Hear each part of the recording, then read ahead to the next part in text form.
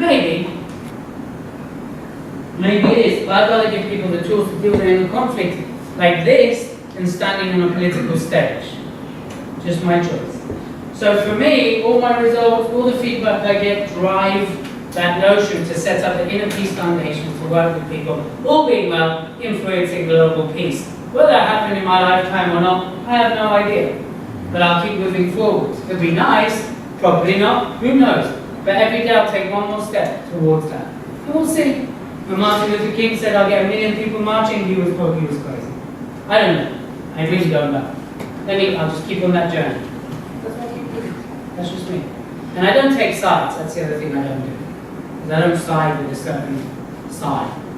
I just look at it wholesomely and how both sides, in my opinion. I didn't get that. Huh? I didn't get that. So when I look at conflict, especially wars, I don't necessarily look at sides. Because to me, the biggest loss is human life. I'm not interested who's right, who's wrong. It's like, people are dying, and that's what I care about. And so if I can influence them one way or another, then I'll keep doing it. So that's in essence why I'm building this. That's why I want to build wealth. Because I'd love to have the inner peace foundation, various programs, offering people tools to deal with conflict. I'm under no illusion that there won't be conflict. There'll always be conflict, because that's where we grow, actually. But it doesn't mean we have to take bombs and kills out of each other, regardless of things. Yes? Agree? That's my opinion. That's my model. Right? So the other thing, when we come to feedback and action, when it comes down to power, right, is evaluate and evolve.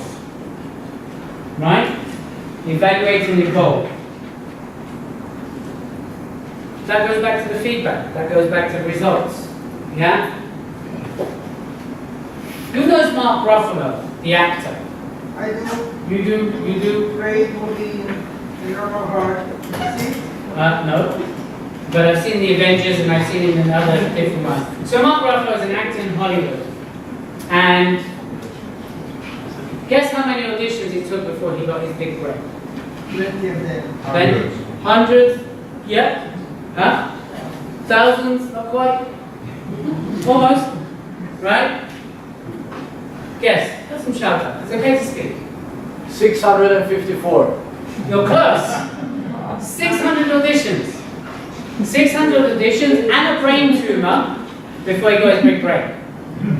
Now I always talk about him because he's one of the people that continuously evaluated and evolved himself beyond acting as a person. He had to deal with his brain tumor, so he looked at his own evolution of how he can carry on where he's going. J.K. Rowling, what was she told? She couldn't be a writer. She couldn't be a writer. Get a job. Lady Gaga, what was she told? She couldn't sing. Couldn't sing, you're wacky, you're weird. And she was even put in a bin. Who's read Chicken Soup for the Soul here? Anyone read Chicken Soup for the Soul? Yeah? If not, get it. Mark Victor Hansen and Jack Canfield, right? 112 auditions, roughly, until they got their big break. But each time they evaluated and evolved. So each time something didn't work out for me, I evaluated and evolved. I certainly spent a lot of time evaluating and evolving post-Australia when I came back to the UK. Yeah? Lots of evaluating, lots of evolving. And I had to park my reasons, and I had to park my excuses. We're continuously evaluating and evolving. Do you know how many copies Chicken Soup for the Soul worldwide? 100. Over 150 million. They made 85 million pounds or whatever. They evaluated, they evolved. Rejection is never personal. Anyone heard that before? Yeah, only 1,000 times. Only 1,000 times. Rejection is never personal, but we personalize it. Because we bring all our experiences and things like that. And this is where I normally get someone going, with Elliot, on a date, in a relationship, and they don't call back, they're rejecting me. And I'm a bit like, actually, no. There's something about them that they're not ready or they're not right for you. That's not rejection. I'm not doing the whole thing in relationships tonight, but that is my second book. But relationships isn't an area I want to go into. But that's often the case. Look, 99% of the time, it's not personal. 1%, it might be. Look, 1% of people will never like you. 1% of this room won't like me. But what am I going to focus on? And the people who don't, they give me feedback, and I thank you for your feedback, and I'll take that on board, and I move on. I'm not going to define my whole beingness. I'm not going to define my whole beingness by past failures, by the fact that I was done for a billion, by the fact that I lost £150,000, by the fact that when I got back to the UK, my business was almost bust, and I would have to have closed it down. Does that define me? Does that make me less of a good or a bad person? Or does that make me someone who went out there, messed up? I get that. But what counts is how we show up and how we fix it. In my mind. That's what matters as a human being. We've all got stories, we've all had failures, I'm pretty certain of that. If you haven't, that's okay. Right? But that's where evolution is important. You know, getting rid of the bubblegum culture. Sitting on the couch, waiting for that knock on the door where someone's going to drop. Say, here you are. Here's success in a life. Has that happened to anyone yet? No. And you know, in the UK, I don't know about in Spain, but in the UK, there's a huge lottery culture. Right? Where people would rather pay their money into the lottery than invest in their own well-being. So they'd rather put it to 1 in 64 million chance of winning something than taking that little bit of money and investing in themselves so they can grow and take responsibility, which is my next one. Interesting, isn't it? That's what we call, you know, the couch culture or the bubblegum culture. You know, where is it? And the last one is responsibility. Taking responsibility. Going back to its essence in its word, ability to respond. Your ability to respond, taking responsibility. And again, that means owning the situation. In whatever area you don't know, someone step in and own it. Learning out the hard way. So, a lot of times, because we can get defensive, because we define ourselves by results, we're not always, not because we're good or bad people, able to take responsibility. Our ability to respond is what counts the most. And how we show up is what counts the most. So if you want to make money your friend, you want more of it, or for it to stick around, it's how's your ability to respond to it having a presence in your life. If you have a conflicting relationship, it represents hard work. It represents failure, it represents pain, it represents scarcity that's never been around. And you respond to it accordingly, then that's what you'll have. That's what you'll see. But when you change your ability to respond, to having it around, and treating it like a friend, then it'll stick around. Now, does that mean that overnight it's all going to land in your bank account? Does it? No. No. It's like any relationship. It needs respect. It needs nutrition. It needs to be fed. It's a two-way thing. But a lot of us aren't treating it as a relationship. The part of taking responsibility is really shifting our whole perception around it in that way.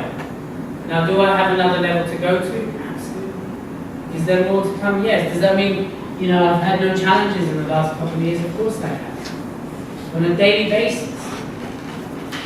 But when I understand my programming, I own my value, I'm building wealth, then I'm able to stand with certainty and address the situation without falling apart, without letting it define me. And, you know, I'm well aware £150,000 is not a lot of money in the grand scheme of things. There's people that have lost millions. But there are equally people that lost millions and bounced back. Yes? Donald Trump is one of them. Who knows how much in debt he was? Anyone? How much? $8 billion. Who knows who Donald Trump is? Few. Good. But he turned it around.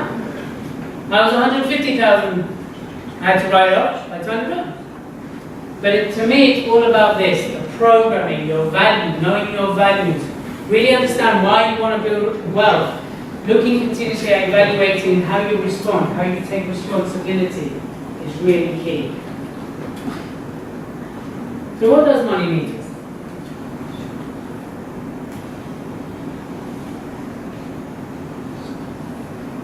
It's an interesting question. A tool. A tool, yeah. Security. Security, a tool, security, what else? Leverage. Leverage, yep. Independent means. Yes, means that it, absolutely. Life changing. Passport. A passport, power, freedom. What else? Common myth. A common myth. Yeah, that we need it. Sure. Yeah. Have you ever, if you hear about Wayne Dyer talk, for those of you like that, Wayne Dyer, he talks about the whole abundance and flow. And he says, in essence, for 9 months of your life before you were born, everything was provided. Then what happens is when we are born, then it's what he calls from ambition to meaning. It's like we have ambition, we're driven to be ambitious without meaning. And that's why another reason we're so conflicted. But when we have meaning, you're back in flow. Right? So, is it a myth? Maybe? Yeah. How many of you have been in a situation where you thought, how am I going to make this happen? You committed, you took action, you looked at the results, and you made it happen. How many of you have been in that? You turned the situation around completely. Like whatever it could be. You thought there's no way out. So what did you do there? You don't have to list it. But it was about focus-driven action, right? Yeah? So I had a choice when I came back in 2011. Fold the business, become a statistic, be a failed coach who didn't make it. A lot of coaches unfortunately are in that line. And that year I was offered 3 jobs, by the way. One of them was back with Sky, and really good jobs, £60,000 jobs. When you have very little and you're lying in your apartment in Acton, West London, I always get to laugh when I mention Acton. But you know, West London, going, how am I going to pay my rent? How am I going to eat? When you keep that drive, that focus, things show up. One girl called Claire came along, she said, okay, I really believe in what you're doing, here's £3,000. Since I paid it back. So when you're truly driven, now my mum, funnily enough, go back to work. Real work. Yeah, go back to work, I think you're crazy what you're doing. And I was like, huh? But I committed, no, go back to work, get 6 months, go back to safety, then do it right. I have this thing in me. There's a fine line between bravery and stupidity. Yeah. Right? I could have easily been on the stupid side. Luckily, I stuck to my guns and started to turn it around. It was an evolution. It was a process. It did not happen overnight. And it's still ongoing. But it's really, truly living to those principles on a regular, daily basis in that respect. And then we see where it leads us. So, that committed, driven action. I was like, Mum, watch me. Of course, I'm only 25, so I still have a rebellious side to me. But it's that drive, it's that focus. It's making that commitment. Nami, when he sat down with me, he was like, Elliot, I don't know how I'm going to pay you, but I want to make it happen. He found the money. Because when you really want something, you make it happen. And none of this is new for a lot of you. A lot of you you've heard this before. But you know what? I find one of the most dangerous mindsets I've ever come across with a lot of people I start working with. Who knows what it is? Complacency. Complacency, yeah. It's, what's that? Doubt, no, doubt's okay. I don't mind doubt. Fear. Negativity. Well, negativity lives along, we have to have negativity and positivity to have balance. If you focus on negativity, yes. But one of the most dangerous mindsets is change. the I know this mindset. I know this stuff. Anybody know someone that knows things all the time, fairly well? Yeah? I know this stuff. I know this. It's a very shut down, because I know this. I don't need to know this. So every situation I approach as much as I can with a clean head. I go to seminar, I go to this, I listen. Even if I've attended, I go in with a clean slate. I don't know this. Because then I'm open to learn. And even sometimes if I do know it, it's nice to know that I know this, and my next question is, what are you doing about it? If you know it, what are you doing about it? But that's a really dangerous closed mindset. So I'm aware a lot of you have heard this before. This isn't new. I really wish I had some matrix formula that I would walk in and go, here's your 5 steps to making £1 million in a month. I'd love to be able to do that. Sadly, I haven't quite discovered it. And if you haven't, please come in. But what I have discovered is these steps, these 5 steps, work. And they work whether you are 12-year-old, called Stephanie, who now stands on my stage and tells people about her business and sells her sweets. And, you know, she works very closely with her mum, and she helps with her massage business. Or whether I work with people who are at 70 on this. And they started to make real money because they realize that they're not confined to their past, or to their experience, or to their cultural thing. That they can have it. Literally last weekend I had power to succeed, and this guy called Crazy Can. Really cool, we'll wear all red. And he said to me, I do a whole process called the judgment hunt, where you really vocalize the inner judgments. And he said, Elliot, what do you say to people who tell me because I'm Pakistani and because I'm the wrong colour skin that I should have an online business and I shouldn't actually show my face because I'm the wrong colour? True story. It was there last weekend. When you guys join us in February, you'll see yourself. Right? And I said to him, are there Pakistani people who equally have a face that are public, that are very successful? He went, yeah. I said, so why are you giving those people so much power that they're standing in the way of your success? He's really emotional. But that's what we do. We give our power away to these forces that actually don't serve us. Relate to that? And particularly grabbed him out and said, we had a bit of a chat. And then by the end of the weekend, he was a lot loose. He goes, you know what, I'm going to put my face on that. Great. This other woman called Rena, who I ended up doing an intervention with, she had her mum's voice in her head for the last 20 years. And I was like, where's your mum now? She's like, she's passed away. I'm like, why are you handing her all this power? You can love her and respect her without giving her all this power that she's telling you can't do it. 20 years later, her voice is still telling her she can't do it. Because she's allowing her past to define her future. Can you relate to that? Yeah. That's where the program, looking continuously, it's an evolution, it doesn't stop. How am I doing for time, by the way? 5 minutes. It's a continuous journey. So, with my last 5 minutes, I would love to have given you that 5 steps, matrix, formula. But tonight was all about becoming more friends. It wasn't about making more money necessarily. But when you do become more friendly and respected, treat it as a relationship, it does come around and it stays around more. But again, that relationship needs to be harnessed, it needs to be watered. How many of you celebrate money coming in? How many of you, when next time I go, yes? How many of you do that? 1, 2, 3, 4. All of you go, yes, you celebrate?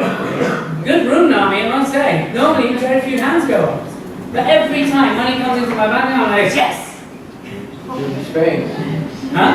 In Spain. Everybody's happy when the money comes. Excellent. So you're all right then. But again, it's that respect, it's that celebratory mindset that it's arrived.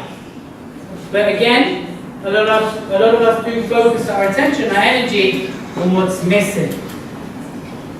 So when I started to rebuild after 6 months, I'll start wrapping up now. One of the first things I did is every single day the money came into the business bank account, I celebrated. And for what? I celebrate like a bit like a fool. It's like, yeah! Because when you have nothing, It looks great. There's some things in there. Yeah, definitely. I don't do that anymore now. I don't sit there in my office with my, admin assistant going, yeah. And when she started working with us, she literally, I'd sit there and I'd check the bank and I'd, yes! She goes, what are you doing? I'm celebrating money coming in. Because it's a flow, it's a respect thing. I celebrate it, it'll stick around a bit more. And then hopefully more will come. And it does. But here's the key thing I want to leave you with. Last thing.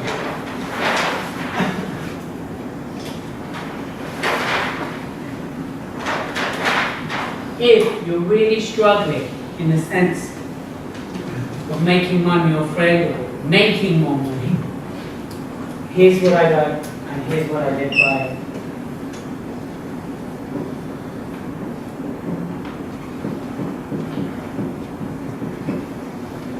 Add more value.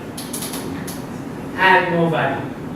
So if you're struggling in the sense of bringing income in, to maintain it, the question is how can you add more value to attract more of it so it sticks around like a friend. So Nami is committed to working with Málaga Business Minds. He's here every month to support you. He's here to add value. Now, can you add value and make money? Yes or no? Yeah. Yes, you can. But if you come from a place of adding more value to your community, to your customers, to your employers, then your relationship with money will change anyway. So if you're really battling with this, it's like, how can I add more value? How can I create more raving fans? Right, Jen? For you, for whatever it is you do, whether it's in a relationship, are you making your partner your raving fun? Are you adding more value to the relationship? Or have you become really complacent? The same with money. How do you add more value as in a friendship so it sticks around? In your business, how can you add more value? As an employee, how can you be of service, more value to your employer, so when it comes to it, you're indispensable? Already Alex, she's been with me 3 months, she's 19, she's one of the hard-working girls I've ever come across. I'm already thinking, what am I going to do if she leaves? She's there, she's focused, she's like, how can I do it better? We have our downs, we have our serious moments, but beyond that, she adds value continuously. So, as long as you keep working on your programming, you start to own your value. Look at why you want to build wealth, what it can do for you. Evolve and evaluate your journey and take responsibility, you will certainly make money your friend. That's me. I hope you had fun.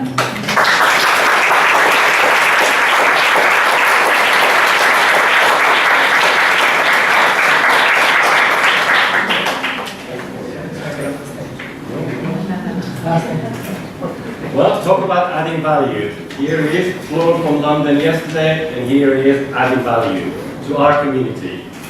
And I just hope that some of us can actually take action. Next time we're in London, check out, join the community, and go and see how it adds value to people in London. And it's all about that. And a note on that is, the coffees I have with people, and somebody asked me, I gave so much value that the person in the room, I won't mention any names, and they said to me, why are you doing this? Why are you giving your time for free and helping my business? You don't even know me. Why are you doing this? And the best answer I could think at the time, I just said, because I can. But then I thought about it when I went home, and I realized, actually, every time I do that, I actually get more out of it than that person. And this goes back to a video I watched, which was an interview on TED Talks, and I'll put it in the group so you can all watch it if you like. And if you're getting a client of mine, send it to me. And it was about, it's the head of the psychology institution of America. So it's the top man in US in psychology. And they've done this fantastic research because they realized they're looking at the illness, all the sick people and depressed people all the time, and they were ignoring all the people who were doing okay and all the people who were doing great. Nobody was actually looking at them. So they started doing this study, and they realized that all the facts they had, they actually managed to prove it.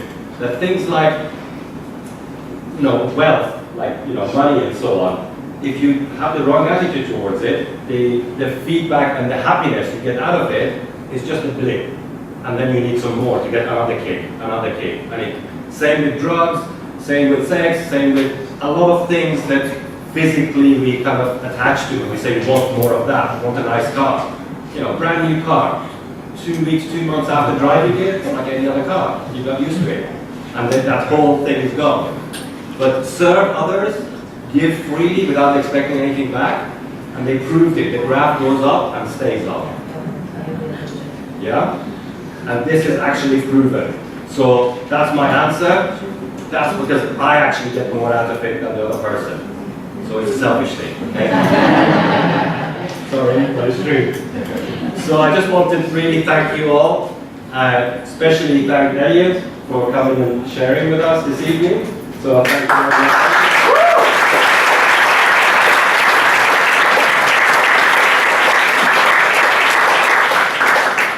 I'm not forgetting Emily, the beautiful fiancée of Elliot.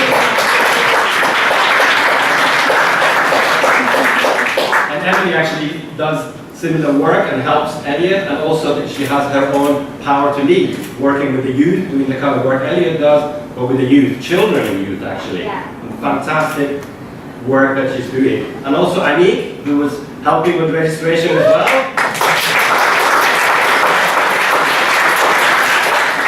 And we're actually all together in a mastermind group working with Elliot, and there's a few more arriving, and this week we've got our mastermind group end of year program. So on Saturday we're going to be working on business for next year.